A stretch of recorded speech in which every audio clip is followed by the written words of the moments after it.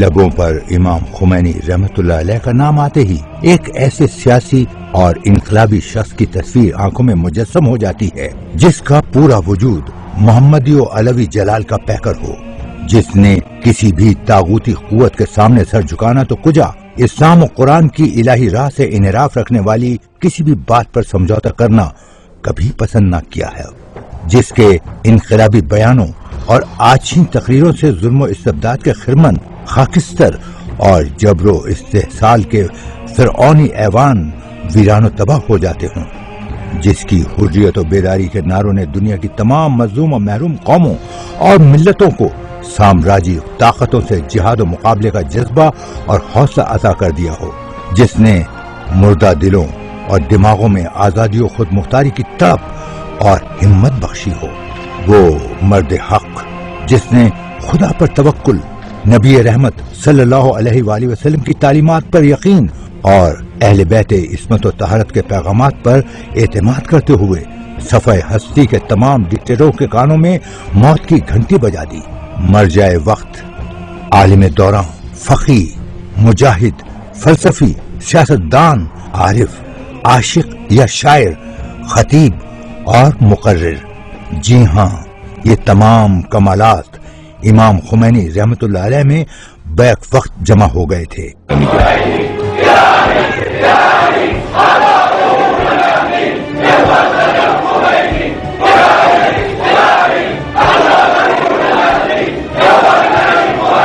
وہ سب کچھ تھے مگر خود کو کسی بھی خطاب و القاب کا اسیر نہیں کیا۔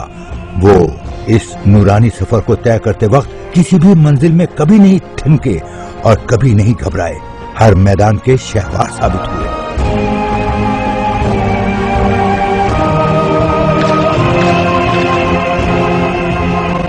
5 جون ایران کی تاریخ میں بہت اہمیت کا حامل ہے۔ یہ دن بانی انقلاب اسلامی حضرت امام خمینی رحمت اللہ علیہ کی قیادت میں اسلامی انقلاب کی تحریک کے آغاز کا دن ہے۔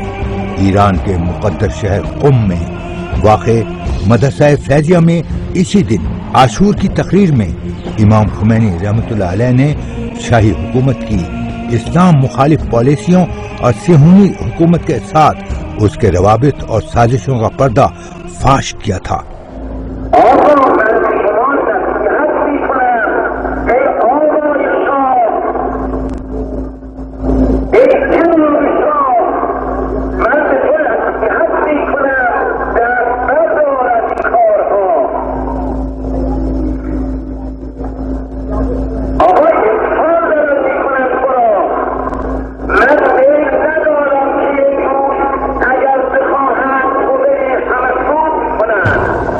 اس تقریر کے بعد شاہی حکومت کے کارندوں نے آپ کو گرفتار کر لیا تھا۔ امام خمینی رحمت اللہ علیہ کی گرفتاری کے بعد ایران کے مختلف شہروں میں عوام سڑکوں پر نکل آئے اور پورے ایران میں عوام کے احتجاجی مظاہرے شروع ہو گئے۔ شاہی حکومت کے جاسوسوں نے حکومت مخالف مظاہروں کو کچلنے کے مقصد سے مدرسہ فیضیہ پر حملہ کر کے بڑی تعداد میں طلباء کو شہید اور زخمی کر دیا اور ایک بڑی تعداد کو گرفتار کر لیا۔ یہی وہ دن تھا کہ جب شاہ کی حکومت کی بربادی کی شروعات اور اسلامی انقلاب کی کامیابی کی بنیاد رکھی گئی۔ شاہ اور اس کے جنرل دیوانہ وار اس تحریک کو کچلنے کا حکم جاری کر رہے تھے۔ حضرت امام خمینی رحمت اللہ علیہ کو 15 دنوں تک جیل میں رکھنے کے بعد عشرت آباد کی فوجی چھاؤنی میں منتقل کر دیا گیا۔ 7 اپریل 1964 کی شام کو کسی پیشگی اطلاع کے بغیر حضرت امام خمینی رحمت اللہ علیہ کو آزاد کر دیا گیا اور قم میں ان کے گھر پہنچا دیا گیا۔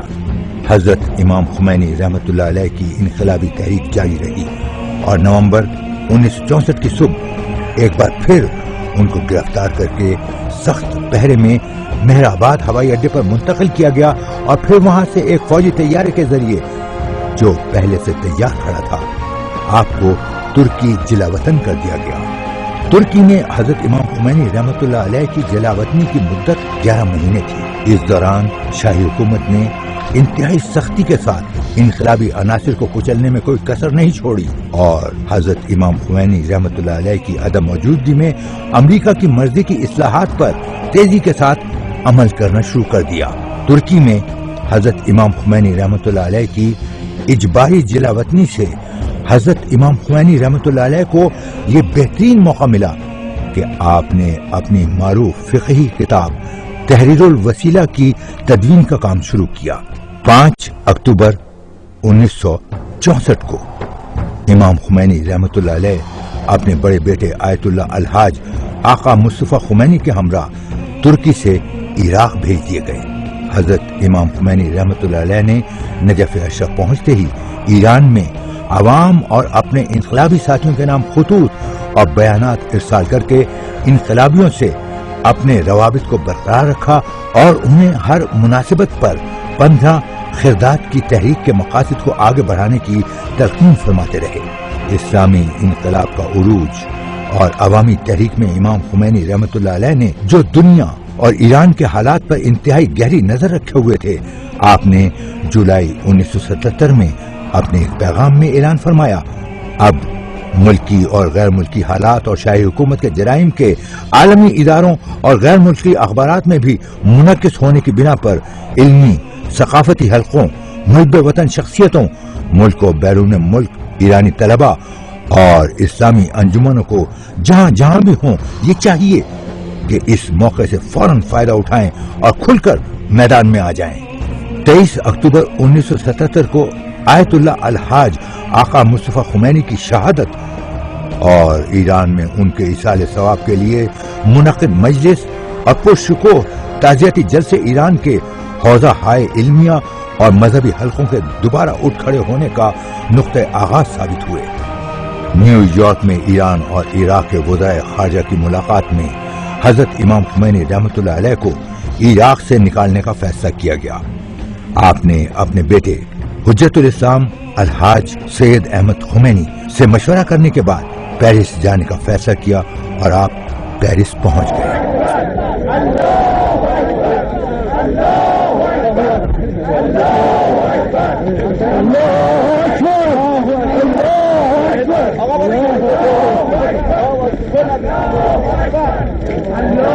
امام 4 مہینے فرانس میں رہے۔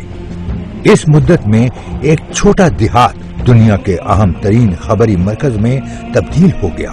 خبر نگاروں، مفکروں اور خارجی طالب علموں کی جماعتوں سے امام کی مختلف ملاقاتوں اور انٹرویوز نے حکومت اسلامی کے حوالے سے آپ کے نظریات اور اہداف و مقاصد تحریک کو پوری دنیا کے لوگوں تک پہنچایا۔ اس طرح سے دنیا کے بہت سارے لوگ آپ کے تفکر اور قیام سے آشنا ہوئے۔ حضرت امام نے اسی چھوٹے سے دیہات سے ایران میں بحرانی ترین دوران تحریک کی رہبری کی۔ شاہ بھی سلطنتی کونسل کی تشکیل اور بختیار کی حکومت کے لیے اعتماد کا ووٹ لینے کے بعد 16 جنوری 1979 کو ملک سے فرار ہو گیا۔ شاہ کے فرار کی خبر تہران شہر اور پھر پورے ایران میں پھیل گئی اور لوگ یہ خبر سن کر جشن منانے کے لیے سڑکوں پر نکل آئے۔ ادھر حضرت امام خمینی رحمۃ اللہ علیہ کی وطن واپسی کی خبریں نشر ہونے لگیں۔ جو بھی سنتا خوشی سے اس کی آنکھیں اشک بار ہو جاتی۔ لوگوں نے 14 برسوں تک انتظار کیا تھا۔ شاہ کی اعلی کار حکومت نے پورے ملک میں ایمرجنسی لگا رکھی تھی۔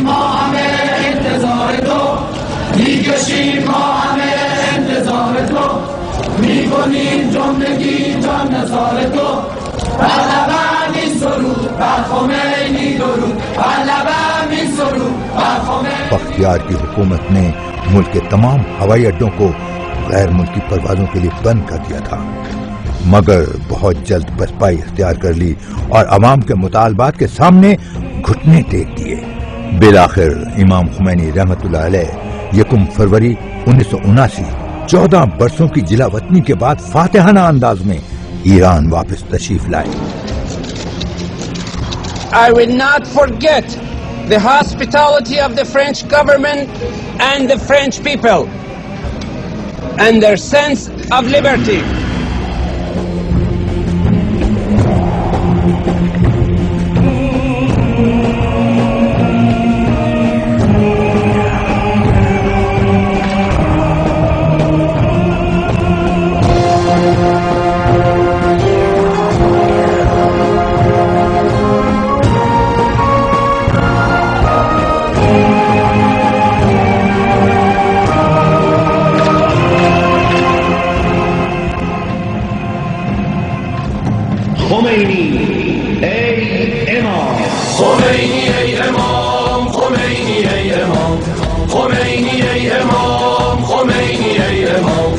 ای مجاهد ای مظهر شرف، ای گذشته ز جان در ره هدف، چون نجات انسان شعار توست، مرگ در راه حق افتخار توست.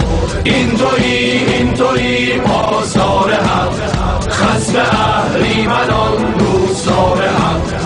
بود شعار تو به راه حق بیا، ز ما تو را درود، ز ما تو را سلام. خمینی ای امام، خمینی ای امام، خمینی ای امام، خمینی ای امام.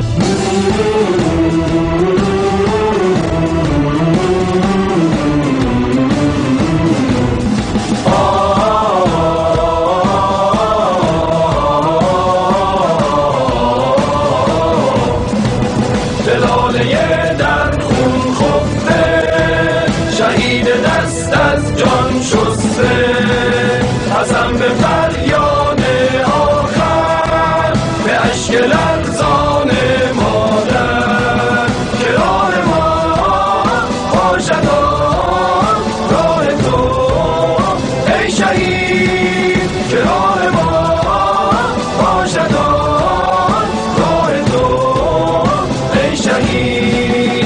همه به پیش، همه به پیش، به یک صدا جاویدان ایران عزیز ما. آمده موسم فتح ایمان، شعله زد بر افق نور قرآن. در دل بهمن سرد تاریخ، لاله سر زد ز خون شهیدان. لاله ها قامت سرخ عشقند، سرنوشت تو با خون نوشتند. پیکر پاکت جان به کف را، از ازل با شهادت سرشتند. پیکر پاکت جان به کف را، از ازل با شهادت سرشتند. بهمن خونین جاویدان، تا ابد زنده بادا قرآن. بهمن خونین جاویدان، تا ابد زنده یاد شهیدان، تا ابد زنده یاد شهیدان، تا ابد زنده یاد شهیدان.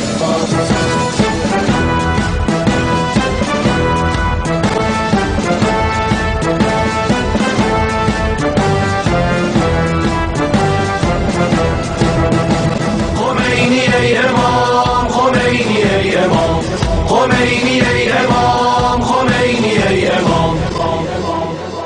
من دولت تعیین میکنم، من تو دهن این دولت میزنم، من دولت تعیین میکنم، من به پشتیبانی این ملت دولت تعیین میکنم، من به واسطه این که ملت مرا قبول دارد.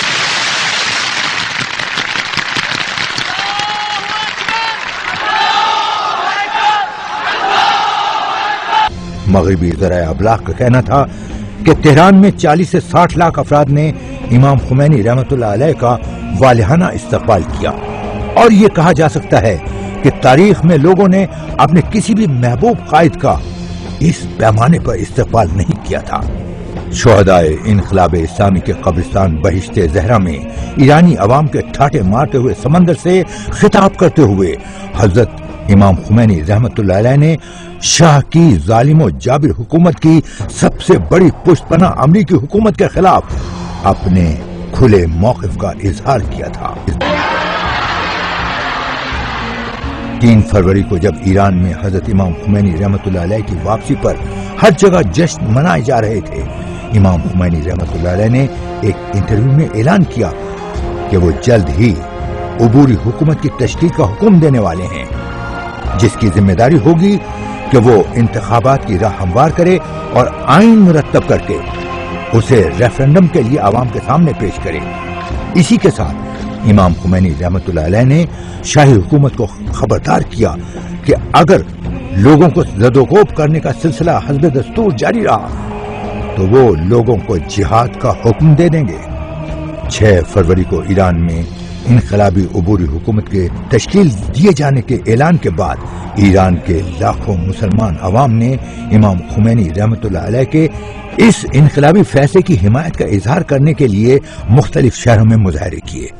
اسی دن ईरानी अवाम के बदलते हुए तेवर देखकर अमरीकी जनरल वापस अमरीका रवाना हो गया, जो पहली हुकूमत की बका की खातिर खास तौर से तेहरान आया था, लेकिन वो अपने मिशन में नाकाम रहा। इस्लामी निजाम के कायद और क़यादत की सलाहियतों के तयन के लिए मजलिस खबरगान माहिरीन की कौंसिल का क़याम इमाम खुमैनी की आरा की बुनियाद पर इस्लामी जमहूरिया ईरान के आइन में तजवीज़ और फिर मंजूर किए जाने वाले पेश रफ्ता उसूल में से एक है।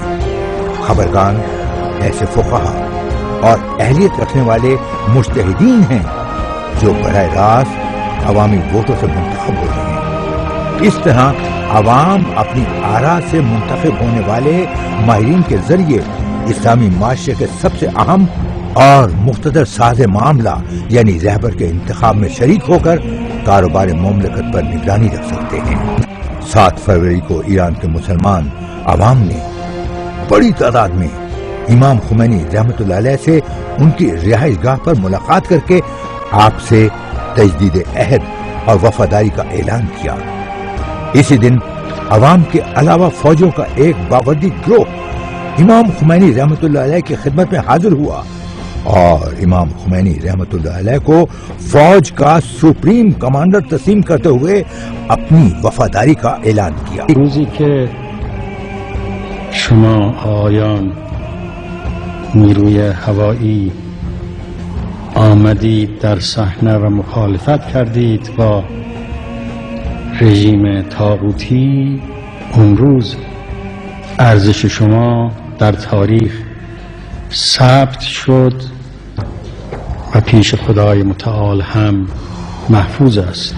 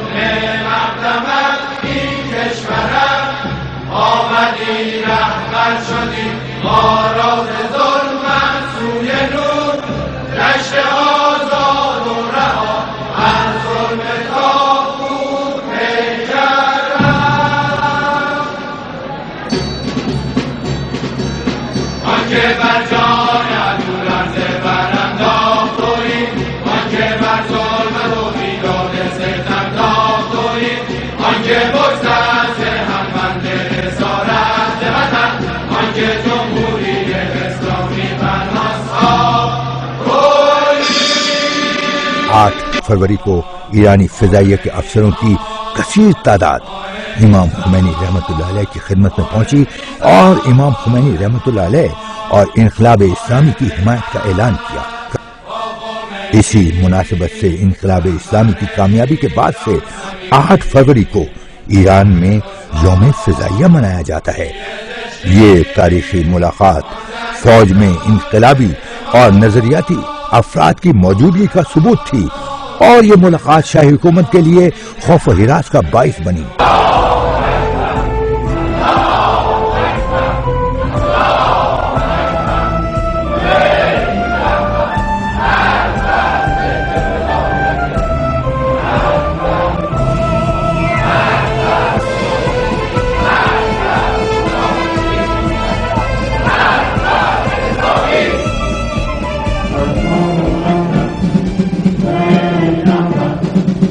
Allahu Akbar.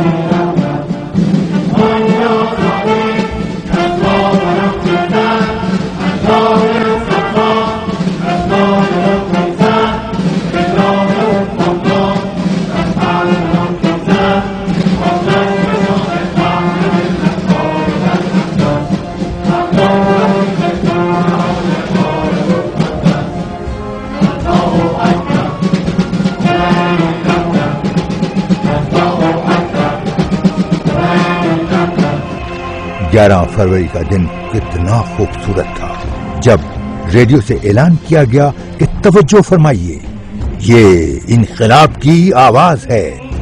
ये ऐलान करते हुए रेडियो ने दर हकीकत 2500 साल जालिम शाही निजाम की सिरनगू होने की नवीद और बातिल पर हक की कामयाबी की खुशखबरी दी। इस दिन ईरान के इनकलाबी अवाम ने अल्लाह अकबर के नारों के जरिए शहनशाहियत का खात्मा किया और इस तरह साल की जद्दोजहद के बाद इनकलाब इस्लामी कामयाबी से हमकिनार हुआ।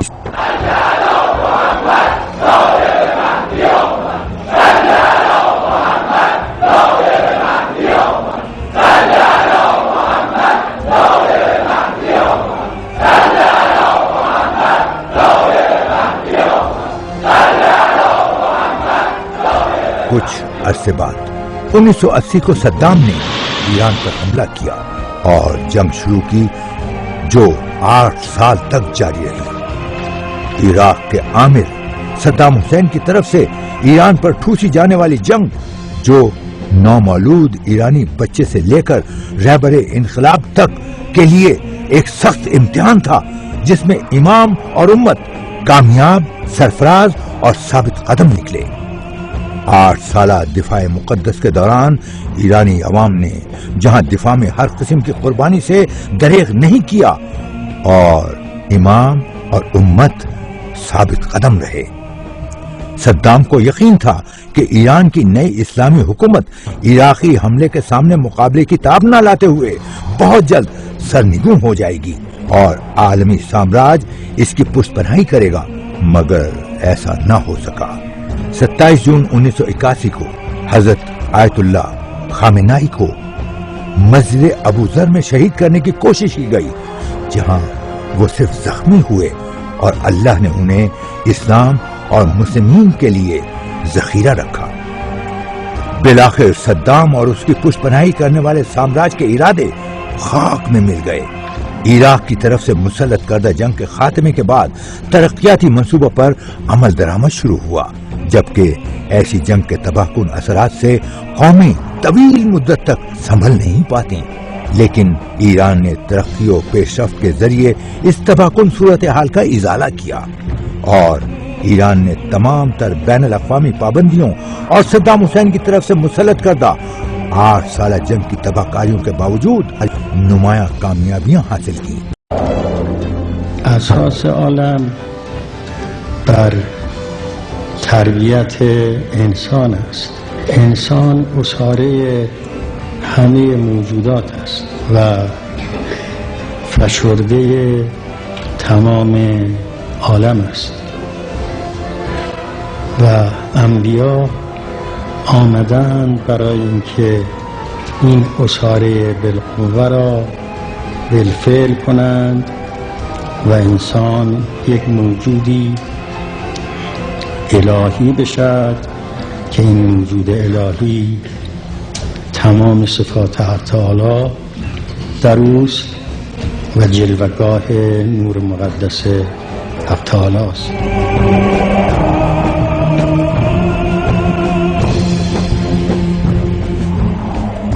इमाम खुमैनी रहमतुल्लाह अलैह की उम्र के आखिरी बरसों के पैगामात और खुतबात साबिका अदवार के बयानात से मुख्तलिफ हैं, जो अपनी जगह इमाम रहमतुल्लाह अलैह की दूर अंदेशी और अपने बाद में आने वाले जमाने से मुतालिक जिम्मेदारियों के एहसास की गम्माजी करते हैं।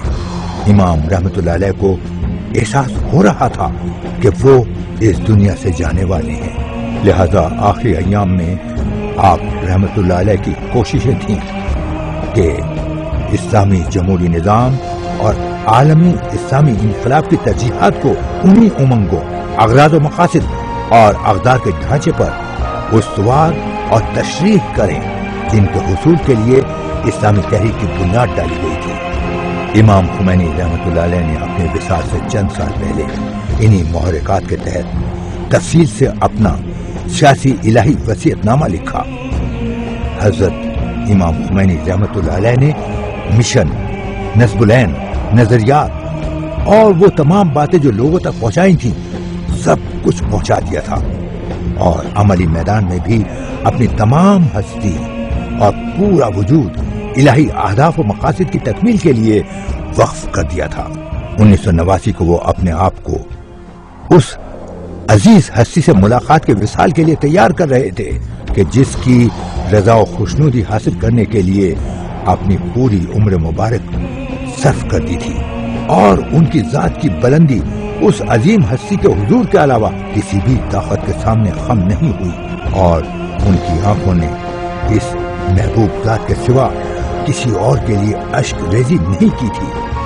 آپ نے خود اپنے وصیت نامے میں فرمایا ہے، پرسکون دل، مطمئن قلب، شاد روح اور پرامید ضمیر کے ساتھ خدا کے فضل و کرم سے بہنوں اور بھائیوں کی خدمت سے رخصت ہوتا ہوں اور ابدی منزل کی جانب سفر کرتا ہوں، اور آپ لوگوں کی مسلسل دعاؤں کا محتاج ہوں، اور خدا رحمان و رحیم سے دعا کرتا ہوں کہ اگر خدمت کرنے میں کوئی کمی رہ گئی ہو تو مجھے معاف کر دے، اور قوم سے بھی یہی امید کرتا ہوں کہ وہ اس سلسلے میں کوتاہی اور کمی کو معاف کرے گی اور پوری قوت اور عزم و ارادے کے ساتھ آگے کی سمت قدم بڑھائے گی۔ اس خفیہ کیمرے کی مدد سے جو حضرت امام خمینی رحمۃ اللہ علیہ کے چاہنے والوں نے اسپتال میں نصب کر رکھا تھا، آپ کی علالت، آپریشن اور لقائے حق کے لمحات سبھی کو ریکارڈ کیا۔ آپ کے ہونٹ مسلسل ذکر خدا میں متحرک تھے زندگی کی آخری راتوں میں، اور اس وقت جب آپ کے کئی آپریشن ہو چکے تھے اور عمر بھی 87 برس کی تھی، ہاتھوں میں گلوکوز کی بوتلیں لگی ہوئی تھیں، تب بھی آپ نماز شب بجا لاتے اور قرآن کی تلاوت کرتے رہے۔ ان کے آخری لمحات میں آپ کے چہرے پر غیر معمولی اور روحانی و ملکوتی اطمینان و سکون تھا، اور ایسے مانوی حالات میں آپ کی روح نے ملکوت اعلیٰ کی جانب پرواز کی۔ 3 جون 1989 کی رات 1:20 کا وقت محبوب سے وصال کا لمحہ تھا۔ وہ دل دھڑکنا بند ہو گیا جس نے لاکھوں کروڑوں دلوں کو نور خدا اور مانویت سے زندہ کیا تھا۔ جب ریلت جاں گداز کی خبر نشر ہوئی، لوگوں میں ضبط کا یارہ نہ رہا، اور پوری دنیا میں وہ لوگ جو حضرت امام خمینی رحمۃ اللہ علیہ سے محبت کرتے تھے سب رو دیے۔ ایرانی عوام اور انقلابی مسلمان غم و اندوہ کے اس طرح کے جذباتی مناظر خلق کر رہے تھے۔ اپنے رہبر و قائد کو آخری رخصت اور انہیں الوداع کہنے کے لیے سوگواروں کا امڑتا ہوا اتنا بڑا سیلاب تاریخ نے اپنی آنکھوں سے کبھی بھی نہیں دیکھا تھا۔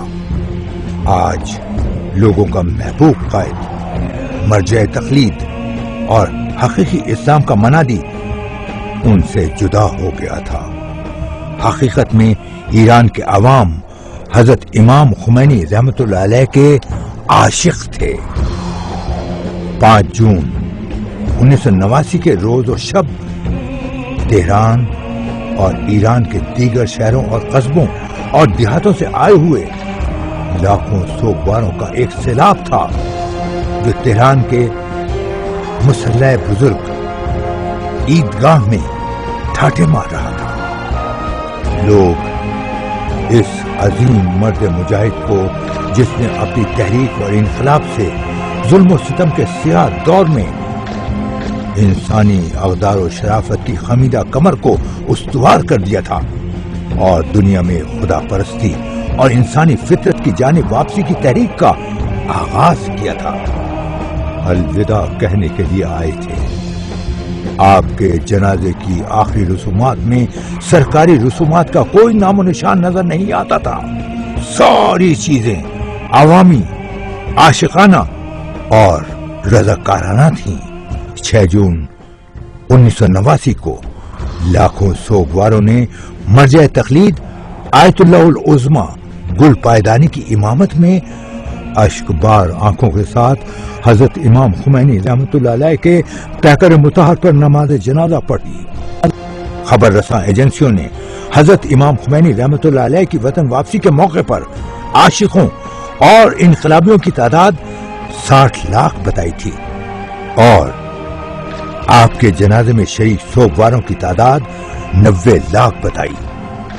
حضرت امام خمینی رحمت اللہ علیہ کے سوگواروں کا جم غفیر بہشت زہرا میں بھی تدفین کے وقت اپنے مقتدا کو آخری بار ایک جھلک دیکھنے کے لیے بےتاب تھا.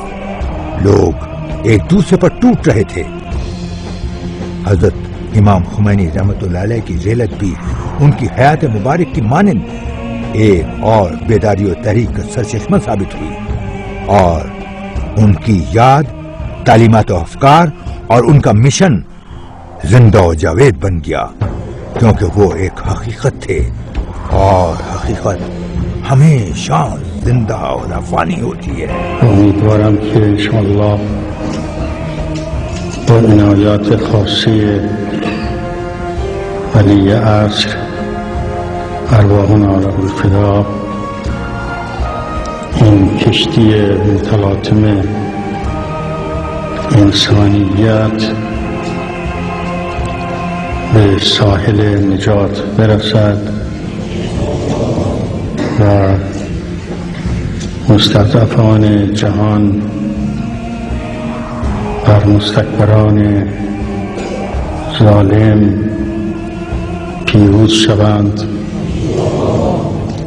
و امید است که حکومت بزرگ همگانی حضرت سلام الله علیه به زودی برقرار شود و چشم همه ما را و همه مسلمین جهان را به نور مبارکش روشن فرماید.